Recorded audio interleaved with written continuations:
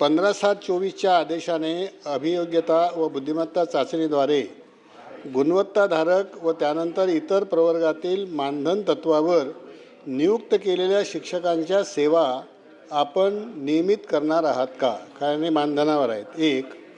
दुसरा, 25 ते 50% पेसा क्षेत्रातील लोकसंख्येच्या गावामध्ये 50% अनुसूचित जमातीचे आपण भरणार आहात व 50% अराखीव ठेवलेले आहेत. या 50% अराखीवमध्ये अन्य मागासवर्गीय व गटातील उमेदवारांच्या नियुक्त्या करण्यात येणार आहेत काय?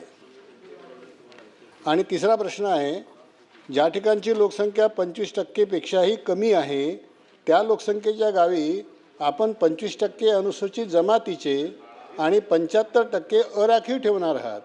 या अराखीवमध्ये नियमाप्रमाणे सगळीकडे असंच केलं जातं की अराखीव पदं जे आहेत त्यामध्ये आता अनुसूचित जाती, भटक्या जाती, जमाती, इतर मागासवर्ग यामधून ह्या जागा भरल्या जाणार आहेत काय? मंत्री महोदय.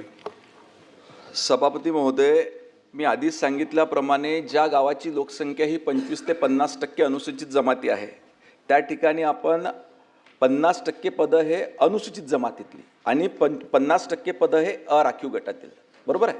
आणि ज्या गावाची लोकसंख्यामध्ये 25%पेक्षा कमी आदिवासी आहे त्या ठिकाणी प्रत्येक गावातील 25% पदं अनुसूचित जमाती प्रवर्गातील आणि उर्वरित आरक्षित प्रवर्गातील उमेदवारांमधून आणि नंतर मग 50% पदे हे अराखीव उमेदवारांमधून त्या ठिकाणी भरणार आहोत.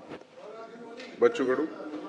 अराखीवमध्ये मग त्याला लागू होत नाही, त्याच्यामध्ये कोणी अप्लाय करू शकतं, त्याच्यामध्ये कुठल्याही प्रवर्गातला व्यक्ती अप्लाय करू शकतो.